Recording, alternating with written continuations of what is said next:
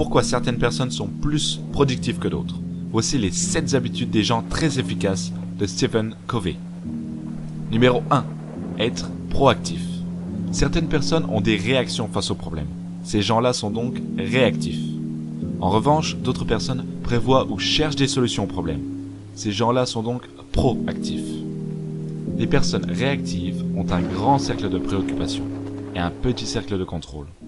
En effet, ces personnes perdent leur temps sur des informations auxquelles tu ne peux pas contrôler. Par exemple, la vie des politiciens ou des célébrités, le temps, les catastrophes naturelles, les conflits ou la crise, etc.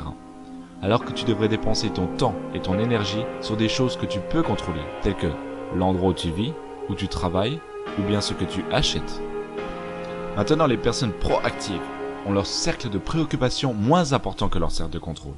C'est-à-dire qu'elles passent la plupart de leur temps concentrées sur les choses qu'elles peuvent contrôler, telles que leur business, leurs projets, les endroits où voyager, ou bien satisfaire leurs clients, etc. Numéro 2. Commencer en ayant l'objectif en tête. Cette habitude est basée sur le principe que toutes les choses sont créées 2 fois, dans l'esprit puis physiquement. C'est exactement la distinction que peut être faite entre leader et boss. Tu dois écrire ta mission personnelle, ce pourquoi tu es là et ce que tu désires le plus.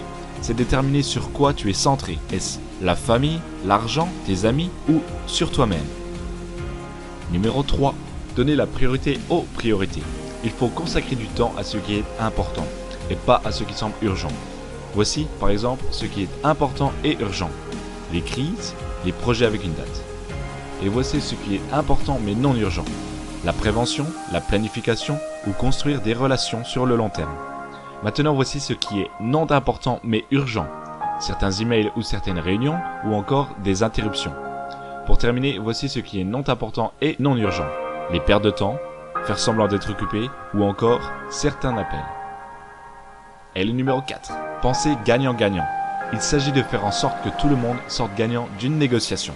Stephen Covey donne l'exemple simple d'une entreprise où l'équipe ne collabore pas entre elles, puis il découvre que le manager le plus performant gagne un voyage. Le système de récompense doit refléter l'esprit qui est en place. L'entreprise va donc augmenter son chiffre grâce aux bons résultats du manager, et du côté manager, il sera satisfait grâce à son voyage offert. Numéro 5. Comprendre. Cherche d'abord à comprendre, ensuite à être compris, mais aussi chercher à diagnostiquer avant de préconiser une solution. Ne réponds pas de manière autobiographique du genre « moi à ton âge » ou bien « si j'étais à ta place ». Essaie vraiment de comprendre la position de l'autre personne. Numéro 6. La synergie, c'est le principe même du 1 + 1 = 3. Tu dois tout simplement apprendre et accepter les idées différentes des autres et à voir comment s'appuyer dessus pour faire avancer tes projets. Numéro 7. Le renouvellement. Imagine-toi, tu arrives dans une forêt et tu croises une personne qui est en train de scier un arbre. Tu lui demandes « Que faites-vous, monsieur ?»« Vous ne voyez pas, je suis en train de scier cet arbre. » Vous avez l'air fatigué. Faites-vous ça depuis longtemps? Depuis plus de 5 heures et je suis crevé. Pourquoi ne faites-vous pas une pause pour affûter votre scie? Ça irait beaucoup plus vite. Je n'ai pas le temps de faire ça. Je suis bien trop occupé à scier.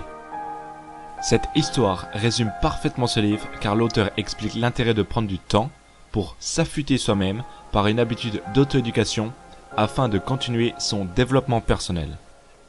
Merci de t'abonner si tu penses avoir appris quelque chose dans cette vidéo. À bientôt pour une prochaine animation.